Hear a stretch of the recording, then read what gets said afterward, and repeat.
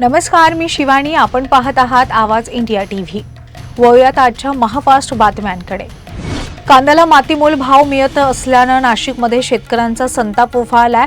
चांदवड येथे शेतकऱ्यांनी महामोर्चा काढत मुंबई आग्रा महामार्ग रोखलाय आणि या आंदोलनामध्ये हर्षवर्धन सपकाळ, अंबादास दानवे, रोहित पवार यांच्यासह महाविकास आघाडीचे नेते मोठ्या संख्येनं सहभागी झालेत.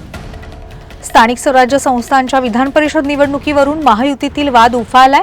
अर्जुनराव खोतकर आणि अभिमन्यू खोतकर यांना उमेदवारी मिळावी यासाठी सुनेत्रा पवार यांची भेट त्यांनी घेतली आणि दरम्यान मुख्यमंत्री देवेंद्र फडणवीस यांनी तातडीची बैठक बोलावल्यानं मुंबईमध्ये राजकीय हालचालींना वेग आलाय. उपमुख्यमंत्री एकनाथ शिंदे यांच्या गुप्त दिल्ली दौऱ्यामुळे महाराष्ट्राच्या राजकारणामध्ये चर्चांना उधाण आलंय. शिंदे यांनी केंद्रीय गृहमंत्री अमित शहा यांची अचानक भेट घेतल्याची माहिती समोर आली आहे आणि या गोपनीय भेटीमुळे राज्यामध्ये मोठ्या राजकीय घडामोडींची शक्यता व्यक्त केली जाते. भंडारा गोंदिया विधान परिषद जागेवरून भाजप आणि राष्ट्रवादी काँग्रेसमध्ये जोरदार रस्सीखेच सुरू झाली आहे. प्रफुल्ल पटेल यांचा बालेकिल्ला मानली जाणारी ही जागा भाजप स्वतःकडे ठेवण्यासाठी आग्रही असल्याची चर्चा आहे. तर राष्ट्रवादी काँग्रेसही ही जागा कुठल्याही परिस्थितीत सोडण्याच्या तयारीत नसल्यानं महायुतीत तणाव वाढलाय. नांदेड विधान परिषद जागेवरून महायुतीत हालचालींना वेग आलाय. भाजपचे प्रतापराव चिखलीकर यांनी देवगिरी बंगल्यावर सुनेत्रा पवार यांची भेट घेत राष्ट्रवादी काँग्रेसला ही जागा मिळावी अशी भूमिका मांडली आहे. चिखलीकरांच्या या पावित्र्यामुळे महायुतीच्या गोटामध्ये मोठी खळबळ उडाली आहे. ठाणे विधान परिषद निवडणुकीमध्ये बहुजन विकास आघाडीचे क्षितिज ठाकूर यांच्या उमेदवारीची चर्चा रंगली आहे आणि दरम्यान शिवसेनेचे रवींद्र फाटक यांनी हितेंद्र ठाकूर आणि क्षितिज ठाकूर यांची भेट घेतल्यानं राजकीय चर्चांना उधाण आलंय. रवींद्र फाटक यांच्या जागी क्षितिज ठाकूर यांना उमेदवारी दिली जाण्याची शक्यता व्यक्त होतीये. नीट पेपरफुटी प्रकरणावरून देशभरामध्ये संतापाची लाट उसळली आहे. काँग्रेस नेते अमित देशमुख यांनी लातूरपर्यंत या प्रकरणाचे धागेदोरे पोहोचल्याबद्दल तीव्र चिंता व्यक्त केली आहे. पेपरफुटीमुळे लाखो विद्यार्थ्यांच्या भविष्याशी खिलवाड झाल्याचा आरोप देखील त्यांनी केला. आगामी निवडणुकांच्या पार्श्वभूमीवर राष्ट्रवादी काँग्रेस शरद पवार गटाने संघटन बांधणीला वेग दिला. युवा नेते युगेंद्र पवार यांनी पक्षातील नियुक्त्या लवकर पूर्ण करण्याच्या सूचना दिल्याची माहिती दिली आहे. तसंच राष्ट्रवादी काँग्रेसच्या दोन्ही गटांचं विलिनीकरण होणार नसल्याचंही त्यांनी स्पष्ट केलं. चंद्रपूर, गडचिरोली, वर्धा विधान परिषद जागेवरून भाजपमध्ये मोठ्या चर्चांना उधाण आलंय. सुप्रिया सुळे यांचे व्याही अरुण लखानी यांना भाजपकडून उमेदवारी मिळण्याची शक्यता वर्तवली जाते. सुप्रिया सुळे यांच्या पंतप्रधान नरेंद्र मोदी यांच्या भेटीनंतर राजकीय चर्चांना अखेर उधाण आलंय. पुण्यात 26 मे ते 8 जून 2026 दरम्यान जमावबंदीचे आदेश लागू करण्यात आलेत. महागाई विरोधातील आंदोलन आणि बकरी ईदच्या पार्श्वभूमीवर कायदा सुव्यवस्था राखण्यासाठी हा निर्णय घेण्यात आलाय. दरम्यान खासदार सुप्रिया सुळे यांनी सोशल मीडियावर पोस्ट करत या जमावबंदीवर सवाल उपस्थित केले. विधान परिषद निवडणुकीच्या पार्श्वभूमीवर राज्यातील राजकारण तापलंय. विदर्भामध्ये नगरसेवकांच्या कथित पळवापळवीवरून काँग्रेस नेते विजय वडेट्टीवार यांनी गंभीर आरोप केलेत. दरम्यान विधान परिषद निवडणुकांसाठी आजपासून उमेदवारी अर्ज भरण्याची प्रक्रिया सुरू झाली असून 1 जूनपर्यंत अर्ज दाखल करण्यात येणार आहेत.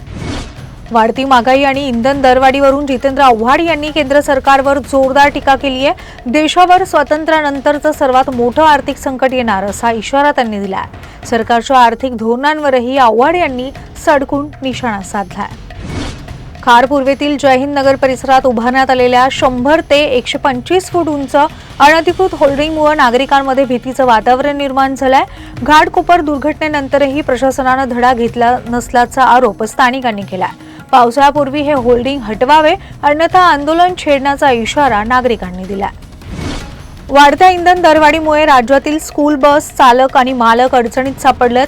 आठवड्यातून 3 दिवस शाळा भरवून 2 दिवस ऑनलाईन वर्ग घ्यावेत अशी मागणी स्कूल बस संघटनांनी केली आहे. दरम्यान इंधन दरवाढीमुळे बस सेवेचे शुल्क वाढवण्याचे संकेतही संघटनेकडून देण्यात आले. शिवसेना प्रवक्ते अरुण सावंत यांनी झुरळ वक्तव्यावरून जोरदार टीका केली आहे. बेकार तरुणांचा उल्लेख झुरळ असा केल्यानं देशभर संतापाची लाट उसळल्याचं त्यांनी म्हटलंय. आता कुबड्यांशिवाय गत्यंतर नाही असा टोला लगावत त्यांनी राजकीय परिस्थितीवरही निशाणा साधला. नीट पेपरफुटी प्रकरणामध्ये गॉड नावानं सेव्ह केलेला मोबाईल नंबर एका विद्यार्थ्याचा असल्याचं सीबीआय तपासात समोर आलंय. हा नंबर तेजस शहा अशा नावाच्या विद्यार्थ्याचा असल्याची माहिती फॉरेन्सिक तपासातून उघड झाली आहे. दरम्यान पेपरफुटीच्या मोठ्या रॅकेटचा पर्दाफाश होण्याची शक्यता व्यक्त केली जाते. भोंदू अशोक खरात यांना न्यायालयानं 14 दिवसाची पोलीस कोठडी सुनावली आहे आणि या प्रकरणामध्ये पोलिसांकडून पुढील तपास सुरू असून आणखी धक्कादायक माहिती समोर येण्याची शक्यता आहे. पुण्यातील कोंढवा परिसरात काळी जादूच्या संशयातून धक्कादायक प्रकार समोर आलाय. पत्नीनं पुन्हा सोबत राहावे आणि पैसे मिळावेत यासाठी जावयानं मध्यरात्री कब्रस्थानात जाऊन सासरच्यांवर काळी जादू करण्याचा प्रयत्न केल्याचा आरोप आहे आणि या प्रकरणी पोलिसांनी गुन्हा दाखल करून तपास सुरू केला आहे. बीडमध्ये कराड गँगशी संबंधित आणखी एक धक्कादायक प्रकार समोर आलाय. 3 लाखांच्या खंडणीसाठी एका व्यक्तीला गाडी अंगावर घालून जीवे मारण्याचा प्रयत्न केल्याचा आरोप आहे आणि या प्रकरणी महादेव खाडे आणि रतन खाडे यांना अटक करण्यात आली असून त्यांचे कराड गँगशी संबंध असल्याचा संशय व्यक्त केला जातोय. नीट पेपरफुटी प्रकरणाचा तपास अधिक वेगानं सुरू असून लातूरमधील काही प्राध्यापक सीबीआयच्या रडारावर असल्याची माहिती समोर आली आहे आणि या प्रकरणाच्या अनुषंगानं सीबीआयनं काही कोचिंग क्लासेस, खासगी वसतिगृह आणि संबंधित व्यक्तींची चौकशी केल्याचं सांगण्यात येत आहे. दरम्यान आरोपींच्या घरातून सोन्या चांदीच्या वस्तू जप्त झाल्याची माहिती असून तपासामध्ये आणखी मोठे खुलासे होण्याची शक्यता व्यक्त केली जाते आहे. देशभरात निवडणूक आयोगाकडून राबवली जाणारी SIR मतदार यादी पडताळणी प्रक्रिया महाराष्ट्रात सुरू झाली आहे. या प्रक्रियेत काही मतदारांची नावे वगळल्याचा आरोप करत विरोधकांनी आक्षेप नोंदवला आहे. दरम्यान या पार्श्वभूमीवर आदित्य ठाकरे यांनी शिवसेना भवनात पदाधिकाऱ्यांची बैठक घेतली असून पक्ष ॲक्शन मोडमध्ये असल्याचं दिसतंय. नाशिक येथे 2027च्या सिंहस्थ कुंभमेळ्याच्या पार्श्वभूमीवर भीमाशंकर मंदिरात विकास कामांना वेग देण्यात आला. या कामांसाठी मंदिर 31 मे 2024 पर्यंत बंद ठेवण्याचा निर्णय घेण्यात आला. 1 जूनपासून मंदिर भाविकांसाठी खुले होणार का याकडे शिवभक्तांचं लक्ष लागलंय. पुणे मेट्रो सुरू झाल्यानं शहरातील वाहतूक कोंडी कमी होऊन नागरिकांना दिलासा मिळतोय. मात्र पावसाळ्यात काही मेट्रो कोचमध्ये छतामधून पाणी गळती होत असल्याचं समोर आलंय आणि याचा व्हिडिओ सोशल मीडियावर व्हायरल झाला असून मेट्रोच्या गुणवत्तेबाबत प्रश्नचिन्ह उपस्थित होत आहे. इराण अमेरिका तणावामुळे आंतरराष्ट्रीय बाजारात कच्च्या तेलाच्या किमतीत वाढ होती आणि गेल्या 10 दिवसात पेट्रोल डिझेलच्या दरात 4 वेळा वाढ झाल्यानं सर्वसामान्यांना फटका बसतोय. दरम्यान CNGच्या दरातही प्रति किलो 2 रुपयानं वाढ झाल्यानं महागाईचा भार अधिक वाढलाय. रामचरण आणि जान्हवी कपूर यांच्या आगामी पेड्डी चित्रपटाची सध्या जोरदार चर्चा सुरू आहे. भोपाळमध्ये आयोजित म्युझिक इव्हेंटमध्ये हेल्ला लालो हे गाणं लॉन्च करण्यात आलं. मात्र हे गाणं रिलीज झाल्यानंतर सोशल मीडियावर डान्स स्टेप आणि चित्रीकरणावरून काही युजर्सनं नाराजी व्यक्त केली आहे. देऊळबंद 2चे अनेक शोज हाऊसफुल होत आहेत. इतकंच नाही तर अगदी पहाटेच्या शोलाही प्रेक्षक गर्दी करतात. या चित्रपटाने पहिल्या दिवसात 11 कोटी रुपयांहून अधिक गल्ला जमवला आणि त्यानंतर रविवारी थेट 6.10 कोटी रुपयांची कमाई झाली. पहिल्या वीकेंडनंतर सोमवारीही कमाईचा आकडा सकारात्मक होता. चित्रपटसृष्टीत मोठ्या डेटा चोरीचं प्रकरण समोर आलंय. झोया अख्तर आणि रीमा काकती यांच्या टायगर बेबी डिजिटल LLP या प्रोडक्शन हाऊसमधून 66 हार्ड डिस्क गायब झाल्याची माहिती आहे आणि या हार्ड डिस्कमध्ये चित्रपट, वेब सिरीज आणि जाहिरात प्रकल्पांचा संवेदनशील डेटा असल्यानं तपास सुरू आहे.